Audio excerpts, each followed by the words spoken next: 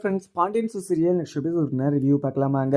தங்கமயிலுக்கும் சரவணனுக்கும் டிவோர்ஸ்மே நாளைக்கு ஏறங்கி இருக்கு அப்படின்னு சொல்லிட்டு தங்கமயில் யோசிச்சுக்கிட்டு நாளைக்கு நம்ம என்னதான் முடிவெடுக்குது அப்படின்னு சொல்லிட்டு தான் யோசிச்சுக்கிட்டு குழம்பி உக்காந்துக்கிட்டு இருக்காங்க. தங்கமயிலும் இங்கே ஒரு பக்கம் பார்த்தீங்கன்னா சரவணன் வந்து நம்ம நாளைக்கு அவளுக்கு நம்ம டிவோர்ஸ் கொடுத்தே ஆகணும், அதே மாதிரி நம்மளுக்கு டிவோர்ஸ் வேணும், நம்ம அஞ்சலி கூட தான் சேர்ந்து வாழணும், அவள் இவ்வளோ பொய் சொல்லிட்டு இவ்வளோ தப்பு பண்ணிவிட்டு அவளை மறுபடியும் சேர்த்துக்கிட்டு என்னால் அவள் கூட வாழ முடியாது. அப்பா வேற இந்த விஷயத்தில் யோசிச்சு வேற முடிவெடுக்க சொல்கிறாரு. எனக்கு யோசிச்சாலும் சரி, நார்மலாக இருந்தாலுமே சரி, எனக்கு அவள் இந்த வீட்டுக்குள்ளே வரக்கூடாது, அதுவும் இல்லாமல் அவளை நான் இந்த வீட்டுக்குள்ளே சேர்க்க மாட்டேன், அவள் கூட சேர்ந்துமே வாழ மாட்டேன் அப்படின்னு சொல்லிட்டு ஒரே முடிவு எடுத்துடுறாங்க சரவணனும். ஆனால் இங்கே தங்கமயில் யோசிச்சுக்கிட்டு இருந்து என்னென்னா, இங்கே வந்து உங்கள் கோமதி வந்து தங்கமயில்கிட்ட பேசுறதுக்கு போயிருப்பாங்க. பேசிட்டு அவங்க வந்த டைம்ல இருந்தே யோசிச்சுக்கிட்டு இருக்காங்க தங்கமயிலும். நம்ம அத்தை வந்து நம்மக்கிட்ட பேசிட்டு போனாங்க, நம்ம அத்தைக்காக நம்ம என்ன முடிவு எடுக்கிறதா இல்லை நம்மளோட பர்சனலுக்காக முடிவு எடுக்கிறதான்னு சொல்லிட்டு எனக்கு ஒன்றுமே புரியலன்னு உட்காந்துக்கிட்டு இருக்காங்க. ஆனால் இங்கே தங்கமயில் மனசில் ஒரு வழி இருக்குது.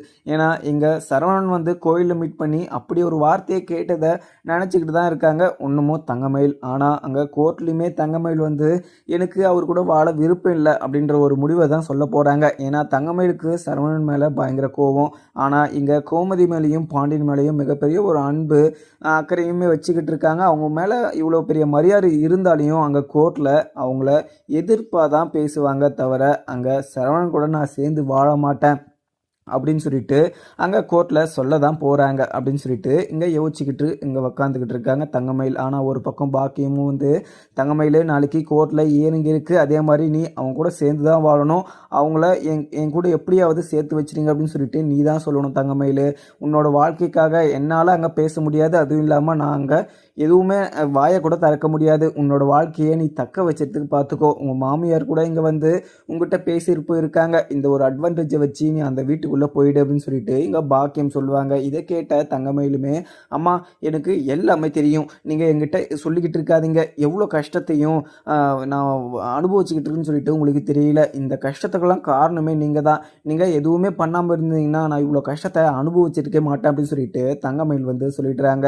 இதை கேட்டால் பாக்கியம் மயில் இதுக்கு மேலேயுமே ஒரு நல்ல ஒரு ஆப்பர்ச்சுனிட்டி கிடைக்கவே கிடைக்காது, நீ இந்த ஒரு வாய்ப்பை யூஸ் பண்ணிக்கினா தான் அங்கே சரவணன் கூடயும் சேர்ந்து வாழ முடியும், மறுபடியும் அந்த வீட்டுக்குள்ளே போய் சந்தோஷமாக இருக்க முடியும், நான் சொன்னதை செஞ்சினா நீ சந்தோஷமாக இருக்கலாம், மறுபடியும் நீ உன்னோட வாழ்க்கையை கெடுக்கணும் அப்படின்னு சொல்லிட்டு நினச்சினா நீ உன்னோட வாழ்க்கையை நீ எப்படி நை பார்த்துக்கோ, ஆனால் நீ நல்லா இருக்கணும் தான் நினைக்கிற மயில், நீ நல்லா இருக்கக்கூடாது அப்படின்னு சொல்லிட்டேன்னு நினைக்கல, நீ வாழை வட்டியாக இந்த வீட்டில் வந்து உக்காந்துக்கிட்டு இருக்கிறதெல்லாம் பார்த்துட்டு இந்த ஊராளுங்க என்னை வந்து ரொம்பவே அசிங்கமாகவும் கேவலமாகவும் பேசிக்கிட்டு இருக்காங்க, இதெல்லாம் கேட்குற போது எனக்கு ரொம்பவே கஷ்டமாகவும் இருக்குது அப்படின்னு சொல்லிட்டு இங்கே பாக்கியம் வந்து தங்கமயில்கிட்ட சொல்லிடுறாங்க.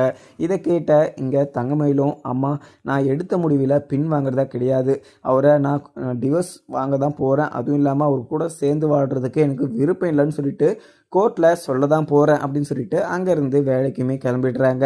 அதுக்கப்புறம் என்ன, இங்கே சக்திவேலு வீட்டில் உட்காந்துக்கிட்டு இங்கே அண்ணன் ஏதோ நம்மளுக்கு தெரியாமல் மறைச்சி ஏதோ பண்ணிக்கிட்டு இருக்காரு, அந்த விஷயத்த நம்ம கூடி சீக்கிரம் கண்டுபிடிக்கணும், அதுவும் இல்லாமல் இங்கே அண்ணன் எங்கே போகிறாரு எங்கே வராருன்னு சொல்லிட்டு நம்மக்கிட்ட சொல்ல மாட்டுறாரு, அதுவும் இல்லாமல் இங்கே டாக்குமெண்ட்டெல்லாம் வேற எடுத்துகிட்டு போயிட்டுருக்காரு, இந்த சொத்து விவரங்களெல்லாம் எல்லாமே இங்கே ராஜிக்கும் அந்த கதிருக்கும் எழுத்து வைக்கிறதுக்காக இவர் வெளியில் நம்மக்கிட்ட சொல்லாமல் போகிறாரோ அப்படின்னு சொல்லிட்டு இங்கே குழப்பிக்கிட்டு உக்காந்துக்கிட்டு இருக்காங்க இங்கே சக்திவேலும். ஆனால் அங்கே நடந்ததே வேறையாக இருக்குது. ஆனால் இங்கே ஒரு சைடு இங்கே பழனிவேலுக்குமே சந்தேகமாக தான் இருந்துச்சு, இந்த சந்தேகத்தை தீர்க்கணும் அப்படின்னு சொல்லிட்டு கதிர்கிட்டையுமே போய் பேசியிருப்பாங்க. ஆனால் கதிர் வந்து அப்படி இப்படின்னு சொல்லிட்டு என்னென்னமோ சொல்லி சமாளிச்சுட்டு அங்கே உள்ளேயுமே போயிருப்பாங்க. ஆனால் அங்கே பழனிவேல் நம்ம இந்த உண்மையை தெரிஞ்சே ஆகணும் அப்படின்னு சொல்லிட்டு டைரெக்டாக இங்கே முத்துவேல்கிட்ட போகிறாங்க. அண்ணன் உங்களுக்கு எதனா பிரச்சனையா அண்ணன், என்னென்ன பிரச்சனை எது இருந்தாலுமே சொல்லுங்கள், 2 நாளாக பார்த்துக்கிட்டு இருக்கேன், உங்களோட நடவடிக்கை கொஞ்சம் கூட சரியில்லை, நீங்கள் ரொம்பவே டல்லாக இருக்கீங்க, அதுவும் இல்லாமல் நீங்கள் ஏதோ யோசிச்சுக்கிட்டு இருக்கீங்க, என்னதான் விஷயம்னு சொல்லிட்டு என்கிட்ட சொல்கிறதுக்கு உங்களுக்கு என்னென்ன அப்படின்னு சொல்லிட்டு இங்கே பழனிவேல் வந்து முத்துவேல்கிட்ட கேட்போம்.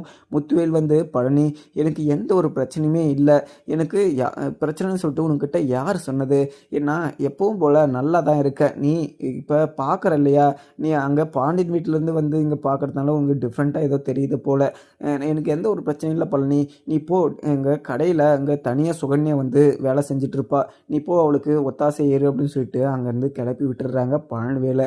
ஆனால் பழனிவேலுக்கு அவங்க மேலே இருந்த சந்தேகம் இன்னும் தீரல. அவங்க மேலே இருந்த சந்தேகம் இன்னும் தான் அதிகரிக்கிறதுனே சொல்லலாம். அவர் யோசிச்சுக்கிட்டே கடைக்குமே போயிடுறாங்க. இன்றைக்கி இல்லைனா என்றைக்குனா ஒரு நாள் இந்த உண்மை எனக்கு தெரிய வரும் அப்படின்னு சொல்லிட்டு பழனிவேலும் அங்கேருந்து கிளம்புவோம். அதுக்கப்புறம் இங்கே கதிர் வந்து வீட்டுக்குள்ளே கோவமாக உக்காந்துக்கிட்டு இருக்காங்க. உடனே கோமதி வந்து, ஏண்டா கதிர் என்னடா பண்ணிக்கிட்டு இருக்க? அம்மா இங்கே சந்தோஷமாக இருந்தாங்க. எங்கள் அம்மாவை என்கிட்ட இருந்து நீ பிரிச்சுட்ட. உனக்கு அப்படி என்னடா கோவம் இங்கே என்னோட அம்மா மேலே? ஏண்டா எங்கள் அம்மாவை இந்த வீட்டை விட்டு துரத்துன அப்படின்னு சொல்லிட்டு பல்லார்னு சொல்லிட்டு அடி விட்டுக்கிட்டு இருக்கவும், உடனே இங்கே கதிரும், அம்மா அவங்க இங்கே இருந்துக்கிட்டு கஷ்டப்பட வேணாமா? அவங்க ஏசியில் இருந்தவங்க, இங்கே ஏசியுமே இல்லை, அவங்க ஃபேனுமே கிடையாது. ஏன்னா அவங்களுக்கு இங்கே செட் ஆகாதுமா. அதனால தான் நான் இங்கேருந்து அவங்கள நான் போக சொன்னேன். அதுவும் இல்லாமல் அவங்க அங்கே ரொம்பவே வசதியாக வாழ்ந்தவங்க. இங்கே இருந்துக்கிட்டு இங்கே இருக்கிற குறையெல்லாம் சொல்லி குத்தி காமிச்சிக்கிட்டு இருக்காங்க. இதெல்லாம் கேட்குற போது எனக்கு ரொம்பவே கஷ்டமாக இருக்குது. ஏன்னா அப்போ இருந்தே கஷ்டப்பட்டுக்கிட்டு இருக்காங்க. ஆனால் இப்போ வரைக்கும் எங்களுக்கு எங்கள் 3 பேருக்கும் சரி யாருக்குமே எந்த ஒரு இது குறையுமே வச்சது கிடையாது. எந்த ஒரு தடங்களுமே கொடுத்ததுமே கிடையாது. ஏன்னா அவர் வந்து நம்ம எங்கள் நல்லதுக்காக எவ்வளவோ பண்ணியிருக்காரு. எங்கள் மேலே ரொம்பவே கோவப்பட்டிருக்காரு. ஆனால் கோவப்பட்டாலையும் அவர் எங்களுக்கு நல்லதுன்னு நினச்சிருக்காரு. ஆனால் இப்படியாப்பட்டவரை இந்த வீட்டில் காற்று வரல அப்படி இப்படின்னு சொல்லிட்டு அவங்க குத்தி காமிக்கிறதெல்லாம் பார்க்கும்போது எனக்கு அவங்க மேலே ரொம்பவே கோவமாக தான் இருக்குது.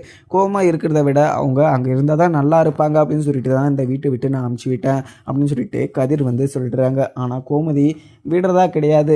நீ எங்கள் அம்மாவை நான் எப்படியோ இங்கே பார்த்துக்கிட்டு இருக்கேன். ஆனால் நீ எங்கள் அம்மாவை எதுக்காக நீ இந்த வீட்டை விட்டு போக சொன்ன? எனக்கு அம்மா அங்கே இருக்கிறாங்க அப்படின்னு சொல்லிட்டு ரொம்பவே சந்தோஷமாக இருந்துச்சு. அதுவும் இல்லாமல் நான் வீட்டில் தனியாக இருக்கிற போது அம்மா வந்து எனக்கு ஒத்தாசையாக இருந்தாங்க. அதுவும் இல்லாமல் எனக்கு பேச்சு பலமாகவும் இருந்தாங்க. ஆனால் இப்போ எதுவுமே இல்லாத மாதிரி நீ பண்ணி விட்டுட்ட. ஏதோ கொஞ்ச நாளைக்கு சந்தோஷமாக இருந்தால் எங்கள் அம்மாவை பார்த்துக்கிட்டு, ஆனால் நீ எங்கள் அம்மாவை இந்த வீட்டில் இருக்க விடாமல் ரொம்பவே கஷ்டப்படுத்தி அசிங்கப்படுத்தி இந்த வீட்டை விட்டு துரத்தி அனுப்பிச்சிட்டா. ஆனால் உன் மனசில் ஏதோ இருக்குது, அந்த விஷயத்த நீ என்கிட்ட சொல்லி தான் ஆகணும் அப்படின்னு சொல்லிட்டு இங்கே கோமதியுமே கேட்பாங்க. ஆனால் கதிர் வந்து அந்த முத்துவேல் கேன்சர் விஷயத்த, லிவர் கேன்சர் விஷயத்த நம்ம சொல்லக்கூடாது. அதுவும் இல்லாமல் நம்ம சொன்னோன்னா அம்மா ரொம்பவே பதட்டப்படுவாங்க, பயந்துருவாங்க.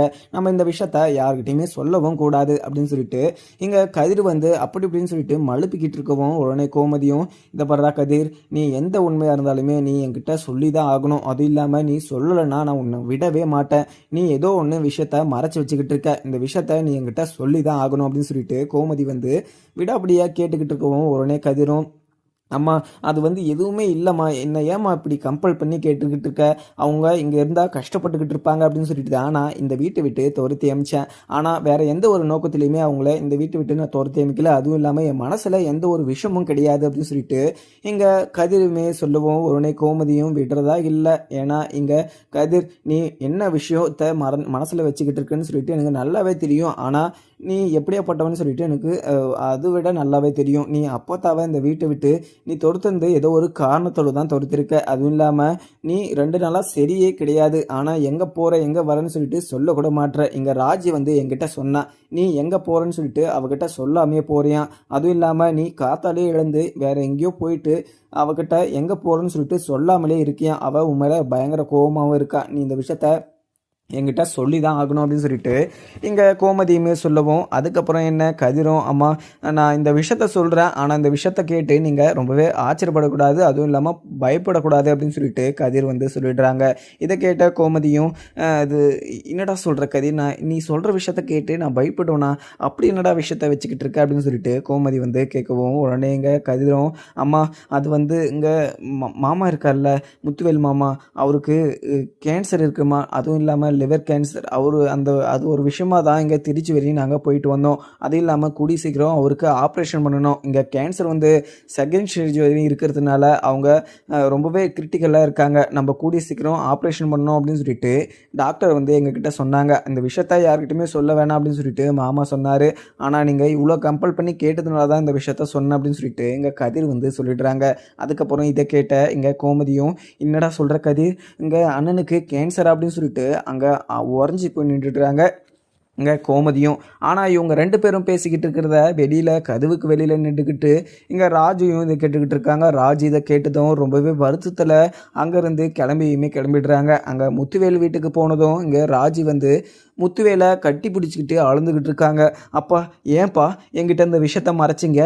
உங்களுக்கு ஒன்றுனா நான் வந்து நிற்க மாட்டேனாப்பா, உங்களை நான் பார்த்துக்க மாட்டேனா அப்படின்னு சொல்லிட்டு அங்கே ராஜியும் அழுதுகிட்டு இருக்காங்க. உடனே எங்கள் முத்துவேல், ராஜிமா எதுக்குமா அழுற அப்படின்னு சொல்லிட்டு அங்கே முத்துவேல் வந்து கேட்குறாங்க. இதை பார்த்த இங்கே சக்திவேலும் வடிவு மாறுன்னு சொல்லிட்டு என்ன விஷயம் தெரியாமல் முழிச்சுக்கிட்டு இருக்காங்க. ஆனால் அப்பா எனக்கு ரொம்பவே பயமாக இருக்குப்பா, உங்களுக்கு எதனா ஒன்று ஆயிடுமோ அப்படின்னு சொல்லிட்டு எனக்கு ரொம்பவே பதட்டமாகவும் பயமாகவும் இருக்குது. எதுக்குப்பா என்கிட்ட இருந்து இந்த விஷயத்த மறைச்சிங்க? உங்களுக்கு ஒன்றுனா நான் வந்து நிற்க மாட்டேனா, உங்களை நான் பார்க்க மாட்டேனா அப்படின்னு சொல்லிட்டு இங்கே அழுதுகிட்டே இருக்காங்க ராஜியும். ஆனால் இங்கே முத்துவேல், ராஜிமா நீ என்னத்தம்மா புரிஞ்சுக்கிட்டு நீ வந்து என்கிட்ட பேசிக்கிட்டுருன்னு சொல்லிட்டு எனக்கு ஒன்றுமே புரியல. உங்ககிட்ட யாரும்மா இப்படியெல்லாம் இப்போ சொன்னதுமா? எனக்கு என்ன பிரச்சனை? எனக்கு நல்லா தான் இருக்கேன், எனக்கு எந்த ஒரு பிரச்சனையுமே இல்லை அப்படின்னு சொல்லிட்டு முத்துவேலுமே சொல்கிறாங்க. ஆனால் இங்கே உங்கள் உடம்புல என்ன பிரச்சனைன்னு சொல்லிட்டு இங்கே கதிர் வந்து எல்லா விஷயத்தையும் என்கிட்ட சொல்லிட்டான்ப்பா. இப்படியே நான் உன்னை இப்படியே விட மாட்டேன்ப்பா, உங்களை நான் காப்பாற்றுவேன். அதுவும் இல்லாமல் உங்களுக்கு எதனா ஒன்று ஆகிடுமோ அப்படின்னு சொல்லிட்டு எனக்கு இப்போ கூட எனக்கு ரொம்பவே பதட்டமாகவும் இருக்குது. ஏன்ப்பா என்கிட்ட இருந்து மறைச்சிங்க அப்படின்னு சொல்லிட்டு ரொம்பவே ஃபீல் பண்ணி அழுதுகிட்டு இருக்கோம். இதை கேட்ட இங்கே அப்பத்தாக்கு பயங்கர அதிர்ச்சியாகவும் இருக்குது. முத்து என்னடா சொல்லிக்கிட்டு இருக்கா இவ, உனக்கு என்னடா ப்ராப்ளம், உனக்கு என்னடா ஆச்சு அப்படின்னு சொல்லிட்டு இங்கே அப்பத்தா வந்து முத்துவேல்கிட்ட கேட்குறாங்க. ஆனால் முத்துவேலுக்கு அங்கே எல்லாருக்கிட்டேயும் என்ன சொல்கிறேன்னு சொல்லிட்டு தெரியாமல் முழிச்சுக்கிட்டு நின்றுக்கிட்டு இருக்காங்க. அதுக்கப்புறம் என்ன, இங்கே சக்திவேலும், அண்ணன் என்னென்ன ஆச்சு, உங்களுக்கு என்னென்ன உடம்புல பால்ட்டு அப்படின்னு சொல்லிட்டு இங்கே சக்திவேலுமே கேட்கவும், உடனே இங்கே முத்துவேல் இந்த விஷயத்த எல்லார்கிட்டையுமே சொல்லிடலாம் அப்படின்னு சொல்லிட்டு அது அம்மா எனக்கு எந்த ஒரு பிரச்சனையுமே இல்லை, இங்கே எனக்கு ரொம்ப நாளாக பசிக்கலை, வயிறு வலிச்சுக்கிட்டே இருக்குது அப்படின்னு சொல்லிட்டு நான் செக்கப்புக்காக அங்கே ஹாஸ்பிட்டலுக்குமே போயிட்டு இருந்தேன். அங்கே டாக்டர் வந்து எனக்கு லிவர் கேன்சர் இருக்குது அப்படின்னு சொல்லிட்டு சொன்னாங்க. இந்த விஷயம் வந்து உங்களுக்கு எல்லாருக்குமே தெரிஞ்சிச்சுன்னா ரொம்பவே கஷ்டப்படுவீங்க அப்படின்னு சொல்லிட்டு தான் இந்த விஷயத்த நான் மறைச்சி வச்சேன். மற்றபடி வேறு எந்த ஒரு உள்நோக்கத்துலையுமே நான் மறைச்சி வைக்க கிடையாது அப்படின்னு சொல்லிட்டு இங்கே முத்துவேலுமே சொல்லிடுறாங்க. இதை கேட்டால் அப்பத்தாக்கு ரொம்பவே வருத்தமாகவும் அழுதுகிட்டே, என்னடா முத்து சொல்லிக்கிட்டு இருக்க, உனக்கு லிவர் கேன்சர் இருக்கா, ஏன்டா இந்த விஷயத்த முன்னாடியே சொல்லலை, இதுக்கான ட்ரீட்மெண்ட்டை நம்ம கூடி சீக்கிரம் பார்க்கணும். அதுவும் இல்லாமல் இங்கே கேன்சருக்கு மாற்று மருந்தே கிடையாது. அதுவும் இல்லாமல் உனக்கு எப்படிடா இந்த ஒரு நோய் வந்துச்சு, இந்த நோயை பற்றி இங்கே டாக்டர் என்ன சொன்னாங்க, இதை ரிக்கவர் பண்ணிட முடியுமா, உன்னை காப்பாற்ற முடியுமா, உனக்கு எந்த ஒரு பிரச்சனையுமே இருக்காதா அப்படின்னு சொல்லிட்டு அழுதுகிட்டே இங்கே அப்பத்தாவுமே கேட்கவும், வடிவும் மாறியும் 2 பேரும் ரொம்பவே அதிர்ச்சியில் உறைஞ்சி போய் நின்றுட்டுறாங்க. உடனே இங்கே சக்திவேல் வந்து முத்துவேல்கிட்ட அழுதுகிட்டு, அண்ணன் என்னென்ன சொல்கிறீங்க, உங்களுக்கு கேன்சர் இருக்கா, ஏன்னா என்கிட்ட சொல்லலை, ஏன்னா நான் உங்களை பார்க்க மாட்டேனா, உங்களை நான் ஹாஸ்பிட்டல் கூட்டிகிட்டு போக மாட்டேனா, இந்த விஷயமாக தான் நீங்கள் அந்த டாக்குமெண்ட்லாம் எடுத்துக்கிட்டு கதிரை கூட்டிகிட்டு போனீங்களா, அங்கே திருச்சியில் இந்த விஷயமாக தான் நீங்கள் போனீங்களா அப்படின்னு சொல்லிட்டு இங்கே சக்திவேலுமே கேட்கவும், உடனே இங்கே முத்துவேலும், ஆமாம் சக்தி, இங்கே இந்த விஷயத்த எப்படியோ இங்கே கதிர் வந்து தெரிஞ்சுக்கிட்டான், அதனால் கதிர் வந்து என் கூட வரேன்னு சொல்லிட்டு கம்பல் பண்ணி கேட்டதுனால தான் அவனை நான் என் கூட திருச்சி வரையுமே கூட்டிகிட்டு போனேன். ஆனால் நீ தப்பாக புரிஞ்சுக்கிட்டு என்கிட்ட வந்து அவங்க கூட எதுக்கு நீ வந்து வண்டியிலேருந்து இறங்குற அப்படின்னு சொல்லிட்டு சொன்னதுனால நான் பதட்டப்பட்டு நான் அப்படி இப்படின்னு சொல்லிட்டு உங்ககிட்ட சமாளித்து வச்சுட்டு இருந்தேன். ஆனால் இந்த விஷயத்த நீங்கள் கேட்டிங்கன்னா ரொம்பவே பதட்டப்பட்டுருவீங்க, பயந்துருவீங்க அப்படின்னு சொல்லிட்டு தான் இந்த விஷயத்த நான் மறைச்சி வச்சேன். ஆனால் இந்த வீட்டுக்கோ சரி, இங்கே ராஜிக்கு கோமதிக்குன்னு சொல்லிட்டு இவங்க யாருக்குமே நான் நல்லது நினச்சதும் இல்லை, நல்லது பண்ணதும் கிடையாது.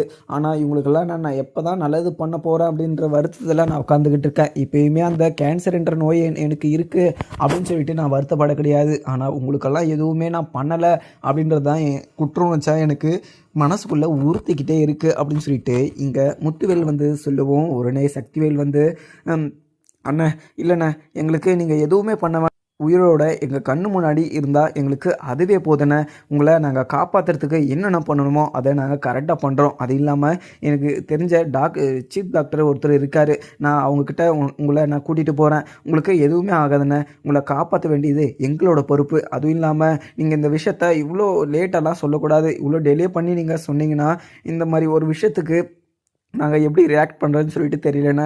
அண்ணா நீங்கள் எங்களுக்கு எவ்வளவோ பண்ணியிருக்கீங்கண்ணா, நீங்கள் எதுவுமே பண்ணலைன்னு சொல்லிட்டு சொல்லிக்கிட்டு இருக்கீங்க. ஆனால் நீங்கள் இவ்வளோ பெரிய நன்மையாக நீங்கள் எங்களுக்கு எதுவுமே பண்ணலைன்னு சொல்லிட்டு சொல்லிக்கிட்டு இருக்கீங்க. ஆனால் நீங்கள் இவ்வளோ பெரிய நோயை வச்சுக்கிட்டு, இவ்வளோ பெரிய வலியை வச்சுக்கிட்டு நீங்கள் வேதனையை பட்டுக்கிட்டு இப்படியே இருக்கக்கூடாதுண்ணே, உங்களை நாங்கள் எப்படியாவது உங்களை சரி பண்ணிடுவோம் அப்படின்னு சொல்லிட்டு இங்கே சக்திவேலும் அவருக்கு தெரிஞ்ச டாக்டருக்குமே கால் பண்ணி அங்கே விசாரிக்கிறாங்க.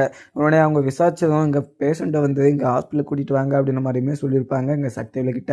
உடனே முத்துவேலு கிட்ட வந்து இங்கே சக்திவேலும், அண்ணா வாண்ணா, நான் ஒரு டாக்டர் கிட்ட பேசியிருக்கேன், உங்களை அங்கே கூட்டின்னு போயிட்டு நான் உங்களை சரி பண்ணிட்டு தான் நான் வீட்டுக்கு கூட்டிகிட்டு வரோம் அப்படின்னு சொல்லிட்டு இங்கே சக்திவேலுமே சொல்கிறாங்க. உடனே முத்துவேலும், சக்தி இந்த விஷயமா எல்லாருக்கிட்டையுமே பேசியாச்சு, அதுவும் இல்லாமல் நாளைக்கு வந்து ஆப்ரேஷன் இருக்குது அப்படின்னு சொல்லிட்டு சக்திவேலு கிட்ட வந்து முத்துவேலுமே சொல்லிடுறாங்க. அதுக்கப்புறம் என்ன, இங்கே கோர்ட்டில் இறங்கி இருக்கிறதுனால இங்கே பாண்டியன், கோமதின்னு சொல்லிட்டு சரவணன், இவங்க 3 பேரும் இங்கே கோர்ட்டுக்குமே போயிடுறாங்க.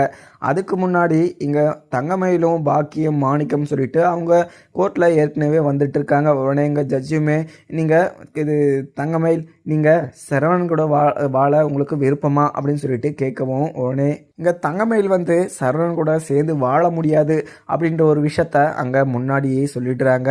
இதை கேட்ட ஜட்ஜுமே, என்னம்மா இப்படி மாற்றி மாற்றி பேசிக்கிட்டு இருக்க, அங்கே சரவணன் கூட சேர்ந்து வாழணும், எங்களை அவங்க கூட சேர்த்து வைங்க அப்படின்னு சொல்லிட்டு நீதாம்மா சொன்ன, அதனால தான் இப்போ உங்களுக்கு 6 மாதம் சேர்ந்து வாழ சொல்லி ஆர்டர் போட்டேன், ஆனால் இப்போ என்னம்மா நீ அவர் கூட சேர்ந்து வாழ மாட்டேன் அப்படின்ற ஒரு விஷயத்த சொல்கிற அப்படின்னு சொல்லிட்டு இங்கே ஜட்ஜுமே கேட்பாங்க.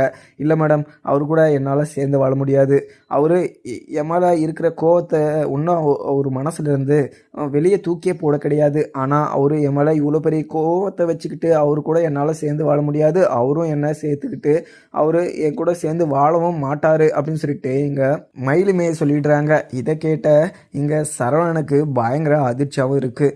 இதனால இங்கே தங்கமயில் இந்த மாதிரி சொல்லிக்கிட்டு இருக்கான்னு சொல்லிட்டு ஒன்றுமே புரியாமல் நின்றுக்கிட்டு இருக்கவும் ஜட்ஜி வந்து, சரவணன் நீ தங்கமயில் கூட சேர்ந்து வாழ உனக்கு சம்மந்தமா அப்படின்னு சொல்லிட்டு கேட்குறாங்க.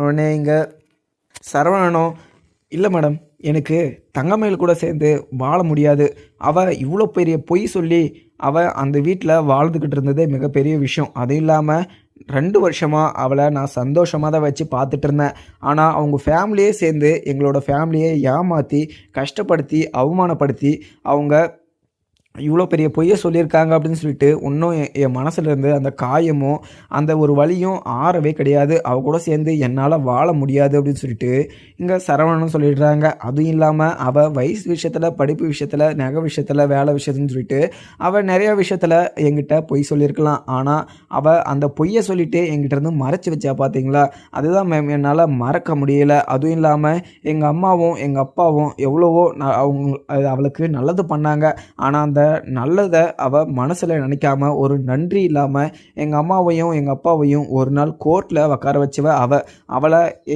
கூட சேர்ந்து நான் வாழ முடியாது, அதுவும் இல்லாமல் அவள் வயிற்றில் இருக்கிறது என்னோட குழந்தை, அவள் அந்த குழந்தைக்கு என்ன செலவோ அவளை நான் பத்திரமா பார்த்துக்கிறேன், ஆனால் அந்த குழந்தைய நான் தான் வளர்ப்பேன், அந்த குழந்தைய பெற்று எடுத்ததும் நான் தான் அந்த குழந்தைய நான் சேர்த்து நான் வளர்த்துக்கிறேன், ஆனால் அவளை மட்டும் என் வீட்டுக்குள்ளே நான் விட மாட்டேன் அப்படின்னு சொல்லிட்டு இங்கே சரவணன் வந்து சொல்லிடுறாங்க. இதை கேட்ட ஜட்ஜியுமே, இல்லைப்பா நீ கூட சேர்ந்து வாழ்கிறதுக்கு விருப்பம் இல்லை அப்படின்ற ஒரு விஷயத்த சொல்லிட்ட, ஆனால் அது குழந்தை வந்து அவளுடைய குழந்தை, அவள் வந்து உனக்கு கொடுக்குறேன் அப்படின்னு சொல்லிட்டு சொன்னால் மட்டும்தான் நீ அந்த குழந்தைய வளர்க்க முடியும், இல்லைனா அந்த குழந்தைய உன்கிட்ட கொடுக்கவே முடியாது, நீ அவளும் வேணாம், வயிற்றில் இருக்கிற குழந்தையும் வேணாம் அப்படின்ற ஒரு முடிவு எடுக்கணும், இல்லை நீ கூட சேர்ந்து வாழணும் அப்படின்ற ஒரு முடிவு எடுக்கணும், நீ எதனா ஒரு முடிவை தான் எடுக்கணும், ஆனால் நீ அவளை கூட சேர்ந்தும் வாழ மாட்டேன், அந்த குழந்தை எனக்கு வேணும் அப்படின்ற சொல்கிறதெல்லாம் பார்த்தீங்கன்னா இங்கே நடக்காது. இங்கே கோர்ட்டில் என்ன ஆர்டர் இருக்கோ அதை தான் நீங்கள் மதிக்கணும். அது இல்லாமல் கூட சேர்ந்து நீ வாழ விருப்பம் இல்லைனா நீ அவளோட குழந்தையையும் அவளையும் நீ இப்போவே மறந்துடணும் அப்படின்னு சொல்லிட்டு எங்கள் ஜட்ஜையுமே சொல்லிடுறாங்க. இதை கேட்ட இங்கே தங்கமயிலுமே, இல்லை மேம், அது என்னோடய குழந்தைய அவர்கிட்ட கொடுக்கறதுக்கு எனக்கு துளி கூட விருப்பம் கிடையாது, என்னவே அவங்க அந்த வீட்டை விட்டு நாயை தோற்றுற மாதிரி தோற்றுனாங்க, ஆனால் என்னோட பொண்ணை அவங்க நல்லா பார்த்துப்பாங்கன்னு சொல்லிட்டு என்ன நிச்சயம் என்னோடய குழந்தைய அவங்களுக்கு கொடுக்க முடியாது, அதுவும் இல்லாமல் அவரு கூட என்னால் சேர்ந்தும் வாழ முடியாது, ஏன்னா அவர் என் மேலே பயங்கர கோபமாக இருக்காங்க, ஆனால் அவங்க மேலே நான் ரொம்பவே பாசமாக தான் இருக்கேன், இன்றைக்கு வரைக்கும் நான் செஞ்ச தப்புக்கு இன்றைக்கி வரைக்கும் கஷ்டப்பட்டுக்கிட்டு தான் இருக்கேன், அதுவும் இல்லாமல் நான் இப்படி ஒரு தப்பு பண்ணியிருக்கக்கூடாது அப்படின்னு சொல்லிட்டு நான் வருத்தப்பட்டுக்கிட்டு இருக்கேன், ஆனால் நான் தப்பு பண்ணேன்னு சொல்லிட்டு நான் நல்லாவே எனக்கு தெரியும், அது இல்லாமல் அதை நினச்சி நான் வருத்தப்பட்டுக்கிட்டேன்னு சொல்லிட்டு அவங்களுக்குமே தெரியும், ஆனால் தெரிஞ்சுமே அவங்க என் மேலே இருக்கிற கோபம் போலனா அவங்க கூட சேர்ந்து என்னால் வாழ முடியாது அப்படின்னு சொல்லிட்டு உறுதியாகவும் சொல்லிடுறாங்க தங்கமயில். அதுக்கப்புறம் இந்த விஷயத்தெல்லாம் முடிச்சுட்டு அவங்க தங்கமயிலுமே வீட்டுக்கு போயிடுறாங்க, ஆனால் தீர்ப்பும் வழங்கிடுறாங்க. ஏன்னா இவங்க 2 பேருக்கும் டிவோர்ஸ் நோட்டீஸ் வந்து அப்ளை பண்ணது எல்லாமே செக்ஷன் ஆகி இங்கே 2 பேருக்கும் டிவோர்ஸுமே கிடச்சிருது. இதை கேட்ட இங்கே பாக்கியத்துக்கு இவங்க 2 பேருக்கும் டிவோர்ஸ் ஆன விஷயம் தெரிய வருது. பாக்கியம் வந்து பயங்கர கோவமாவும், "என்னடி உன்னோட வாழ்க்கைய நீயே கெடுத்துட்டு வந்திருக்கே! இங்க பாருய்யா, உன்னோட பொண்ணு அவளோட வாழ்க்கைய நாசம் பண்ணிட்டு வந்திருக்கா. நாம தான் அவளோட வாழ்க்கைய நாசம் பண்ணிட்டோம்" அப்படின்னு சொல்லிட்டு இருந்தா. இப்ப கோர்ட்ல போய் அவன் கூட சேர்ந்து என்னால வாழ முடியாதுன்னு சொல்லிட்டு வந்திருக்கா. இவளெல்லாம் நான் பெத்தேன் பாத்தியா, எனக்கு தான் ரொம்பவே கஷ்டமாவே இருக்கு. எனக்கு தான் ரொம்பவே அவமானமா இருக்கு. இவள பெத்ததுக்கு நான் ஒரு கல்லா பெத்துட்டு இருந்தேன்னா கூட எனக்கு சந்தோஷமா இருந்திருக்கும். இவள பெத்ததுக்கு எனக்கு இவ்வளோ பெரிய கஷ்டத்தை கொடுத்துட்டு இப்படி வந்து வாழை வெட்டியாக உக்காந்துக்கிட்டு இருக்கா அப்படின்னு சொல்லிட்டு இங்கே பாக்கியத்துக்கு ரொம்பவே வருத்தத்தில் கோவத்தில் அங்கே மாணிக்கம் கிட்ட சொல்லி அழுதுகிட்டு இருக்காங்க. அதுக்கப்புறம் என்ன, இங்கே சரவணன் வந்து வீட்டுக்கு போயிட்டு இருக்கவும் உடனே கோமதியும் பாட்டியனும், "சரவணா என்னடா பேசிக்கிட்டு இருக்க, அவ கூட சேர்ந்து வாழ முடியாதுன்னு சொல்லிட்டு வந்திருக்க, அதுவும் இல்லாமல் அவள் வயிற்றில் வளர்ந்துக்கிட்டு இருக்க குழந்தை கூட நம்ம வீட்டுக்கு வராது. ஏன்னா இங்கே கோர்ட்டில் கொடுத்துருக்க தீர்ப்பை பார்த்தா அவ கூட மறுபடியும் சேர்ந்து வாழ முடியாது, அவள் வயிற்றில் இருக்க நம்மளோட வாரிசு அந்த வீட்டுக்குள்ளேயே வர முடியாது அப்படின்ற மாதிரி பண்ணிட்டு வந்திருக்க. அவள் கூட சேர்ந்து வாழணும் அப்படின்றத விஷயத்த தான் சொன்னேன். ஆனால் நீ இந்த விஷயத்தெல்லாம் நல்லா யோசிச்சு முடிவு எடுப்பேன்னு நினச்சேன். ஆனால் நீ இப்படி ஒரு கீழ்த்தரமாக, நீ இப்படி ஒரு சீப்பாக நீ இப்படி ஒரு முடிவு எடுப்ப அப்படின்னு சொல்லிட்டு நான் நினச்சி கூட பார்க்க கிடையாது. ஆனால் அவளை யோசிக்கலைன்னா கூட பரவாயில்ல, அவள் வயிற்றில் இருக்க குழந்தைய யோசிச்சு நீ அவள் கூட சேர்ந்து வாழ்கிறதுக்கு மனப்போட சம்மதம்னு சொல்லிட்டு நீ அந்த கோர்ட்டில் ஒரு வார்த்தை சொல்ல கிடையாது. மறுபடியும் நீ என் மூஞ்சி முன்னாடி முழிச்சு நீ அப்பான்னு சொல்லிட்டு என் முன்னாடி வந்து நின்றுறாத அப்படின்னு சொல்லிட்டு இங்கே சரவணன்கிட்ட பாண்டியன் செல்லவும் உடனே கோமதியும், "சரவணா என்னடா பண்ணி வச்சுட்டு வந்திருக்க, நீ அங்கே உன்னை நான் எதுக்காக கூட்டிகிட்டு போனேன், எதுக்காக உன்னை அங்கே கோர்ட்டு வரைக்கும் நான் உன் கூடிய வந்தேன், நீ அங்கே தங்கமயில மன்னிச்சு ஏற்றுப்ப அப்படின்னு சொல்லிட்டு வந்தேன். ஆனால் உன்னை இவ்வளோ வளர்த்து என் பேச்சை நீ கேட்கல அப்படின்னு சொல்லிட்டு நினைக்கிற போது எனக்கு ரொம்பவே வருத்தமாகவும் ரொம்பவே கஷ்டமாகவும் இருக்குது. உன்னை பெத்தன்னு சொல்லிட்டு நினைக்கிற போதே எனக்கு ரொம்பவே அவமானமாக இருக்குது அப்படின்னு சொல்லிட்டு கோமதி வந்து சொல்லிட்டு மறுபடியும் பாண்டியன் சொன்ன மாதிரி தான், அவர் என்ன சொன்னாரோ நீ அதை தான் சொல்லணும். அதே மாதிரி நீ வந்து என் கண்ணு முன்னாடியோ என்கிட்ட பேசுகிற வழியோ எதுவுமே வச்சுக்கக்கூடாது அப்படின்னு சொல்லிட்டு இங்கே கோமதியுமே சொல்லிட்டுறாங்க. ஆனால் சரவணன் வந்து இங்கே அஞ்சலிக்கு வந்து கோயிலில் வாக்கு கொடுத்ததை நினச்சிக்கிட்டு மயில் கூட சேர்ந்து வாழ முடியாது அப்படின்னு சொல்லிட்டு அங்கே சொல்லிட்டு வந்துட்டார். ஆனால் ஒரு குற்ற உணர்ச்சி இருக்கும். தங்கமயில வந்து நம்ம இப்படி கஷ்டப்பட்டு இருக்கக்கூடாது, ஆனால் அவளை நம்ம கூட சேர்ந்து வாழவே கூடாது அப்படின்ற ஒரு முடிவே நம்ம எடுக்க வச்சிட்டோம். அது இல்லாமல் அவள் முன்னாடி நம்ம கோயிலில் வந்து அவகிட்ட இப்படி ஒரு அசிங்கமான ஒரு வார்த்தையை நம்ம யூஸ் பண்ணியிருக்கக்கூடாது. ஏன்னா அவள் ரொம்பவே பாவம். ஏன்னா அவளை நான் ரொம்பவே கஷ்டப்படுத்திட்டேன், அவளை நான் இப்படி கஷ்டப்படுத்திருக்கக்கூடாது அப்படின்னு சொல்லிட்டு கொஞ்சம் குற்ற உணர்ச்சியாக இருக்குது. உடனே எங்கள் தங்கமயில் வீட்டுக்கு சரவணன் வந்து ரொம்பவே வருத்தமாகவும் போகிறாரு. இங்கே தங்கமயில் கிட்ட போயிட்டு, "அங்கே கோயிலில் நான் பேசின விஷயத்துக்கு என்ன மன்னிச்சிக்கோ, நான் உன்னை கஷ்டப்படுத்தணும் இல்லை அசிங்கப்படுத்தணும் அப்படின்றதுனாலலாம் இந்த ஒரு விஷயத்த சொல்லலை. நான் உன் மேலே இருக்கிற கோவத்தில் அப்படி ஒரு விஷயத்த சொல்லிட்டேன். அதுவும் இல்லாமல் நீ என்கிட்ட நிறைய பொய் சொல்லியிருக்க, நீ தங்கமயிலான்றதே எனக்கு ரொம்பவே சந்தேகமாக இருக்குது. அதனால தான் நான் அந்த ஒரு விஷயத்த கேட்டதும் உன் மேலே கோவப்பட்டு நான் வந்து அது மாதிரி ஒரு விஷயத்த பேசிட்டேன், என்னை மன்னிச்சிக்கோ அப்படின்னு சொல்லிட்டு காலில் விழுந்து மன்னிப்பு கேட்குறாங்க. உடனே இதை பார்த்த தங்கமயில் வந்து, "நீங்கள் என்னோட காலெல்லாம் விழாதீங்க, இதுக்கு மேலே உங்களுக்கும் எங்களுக்கும் எந்த ஒரு சம்மந்தமும் கிடையாது. கோர்ட்லேயே தீர்ப்பு வந்துருச்சு, உங்களுக்கும் நம்மளுக்கும் இது டிவோர்ஸ் கொடுத்துட்டாங்க. அதுவும் இல்லாமல் இப்போ உங்களுக்கு சந்தோஷமாக இருக்கும். நீங்கள் இன்னொரு வாழ்க்கையை சந்தோஷமாக வாழுங்க. என்னோட குழந்தையும் என்னையும் பார்த்துக்கிறதுக்கு எனக்கு நல்லாவே தைரியம் இருக்குது. அதுவும் இல்லாமல் எனக்கு ஒரு துணை இருந்து தான் என்னோடய குழந்தைய நான் வளர்க்கணும் அப்படின்றதெல்லாம் இங்கே ஒரு விஷயமே கிடையாது. என்னோடய குழந்தைய என்னால் வளர்க்க முடியும். அதுவும் இல்லாமல் என்னோடய குழந்தைய நீங்கள் பார்க்கவோ பேசவோ கூடாது. அதுவும் இல்லாமல் என்னை பார்க்கவோ என்னோட குழந்தைய பார்க்கவோ மறுபடியும் இந்த வீட்டு பக்கம் வந்துடாதீங்க. ஏதோ நீங்கள் அந்த விஷயத்த கேட்டுட்டு என்கிட்ட மன்னிப்பு கேட்குறது வந்துட்டீங்க, அதுவும் இல்லாமல் மறுபடியும் நீங்கள் இந்த வீட்டு வாசப்படி கூட மிதிக்கக்கூடாது அப்படின்னு சொல்லிட்டு தங்கமயில் வந்து சொல்லிடுறாங்க. உடனே பாக்கியம் வந்து சரவணனை பார்த்து, "வாங்க மாப்பிள்ள வாங்க, நீங்கள் எங்கள் பொண்ணை இவ்வளோ கஷ்டப்படுத்துறது போதான்னு சொல்லிட்டு மறுபடியும் கஷ்டப்படுத்தி பார்க்கலான்னு சொல்லிட்டு இங்கே வந்திருக்கீங்களா? நீங்கள் என் பொண்ணை நீங்கள் சந்தோஷமாக வச்சு பார்த்துக்கலன்னா கூட பரவாயில்ல, ஆனால் நீங்கள் என் பொண்ணு கூட சேர்ந்து வாழ மாட்டேன்னு சொன்னீங்க பார்த்தீங்களா, அதை கேட்டதும் எனக்கு அப்போ எனக்கு என்ன சொல்கிறேன்னு சொல்லிட்டு தெரியல. நாங்கள் எவ்வளவோ பொய் சொல்லியிருக்கலாம், ஆனால் நீங்கள் அந்த ஒரு பொய்யை மட்டும் நினச்சிக்கிட்டு என் பொண்ணை அந்த வீட்டை விட்டு துரத்துனதும் இல்லாமல் இப்போ டிவோர்ஸ் கொடுத்துட்டு என் பொண்ணை இப்போ வாழ வெட்டி ஆக்கிட்டீங்க. அதுவும் இல்லாமல் அவளுக்கு ஒரு குழந்தைய நீங்கள் கொடுத்துட்டு அந்த குழந்தைய மறுபடியும் நீங்கள் பார்க்க வரக்கூடாது. நீங்கள் அப்படி பார்க்க வந்தீங்கன்னா உங்கள் மேலே நான் கேஸ் போடுவேன். அதுவும் இல்லாமல் என் பொண்ணோட குழந்தைய நீங்கள் கண்ணில் இல்லை, நீங்கள் எக்கிட்ட தூரத்தில் இருந்து கூட பார்க்கக்கூடாது. நாங்கள் இந்த ஊரை விட்டே காலி பண்ண போகிறோம். அதுவும் இல்லாமல் இந்த ஊருக்கே வர போகிறது கிடையாது அப்படின்னு சொல்லிட்டு இங்கே பாக்கியம் வந்து சரவணன்கிட்ட ரொம்பவே கோபமாகவும் சொல்லவும், உடனே சரவணன் வந்து, "என்னோட குழந்தைய பார்க்க வேணான்னு சொல்லிட்டுக்கு நீங்கள் யார் அப்படின்னு சொல்லிட்டு இங்கே பாக்கியத்துக்கிட்ட சரவணன் கேட்கவும், உடனே எங்கள் பாக்கியம் வந்து கோர்ட்டில் என்ன சொல்லியிருக்காங்க, நீ தங்கமயில் கூட சேர்ந்து வாழ மாட்டேன்னு சொல்லிட்ட. அப்போவே உனக்கும் அந்த குழந்தைக்கும் அந்த தங்கமயிலுக்கும் இருந்த உறவு அப்போவே முடிஞ்சு போச்சு. நீ இதுக்கு மேலே இங்கே வந்து பேசி எந்த ஒரு பிரயோஜனமும் கிடையாது. அதுவும் இல்லாமல் இது உன்னோட குழந்தை கிடையாது. நீ இந்த வீட்டுக்குள்ளே வரவும் கூடாது. அதுக்கு மிச்சம் நீ மறுபடியும் நீங்கள் எங்கிட்ட இது மாதிரிலாம் பிரச்சனை பண்ணிகிட்டு இருந்தேன்னா நான் போலீஸுக்கு கால் பண்ண வேண்டியதாக இருக்கும் அப்படின்னு சொல்லிட்டு பாக்கியம் வந்து பயங்கர கோவத்தில் அங்கே சரவணன் கிட்ட சொல்லிட்டுறாங்க. அதுக்கப்புறம் பார்க்கலாமாங்க. வீடியோ பிடிச்சதை லைக் பண்ணுங்கள். Thank you friends.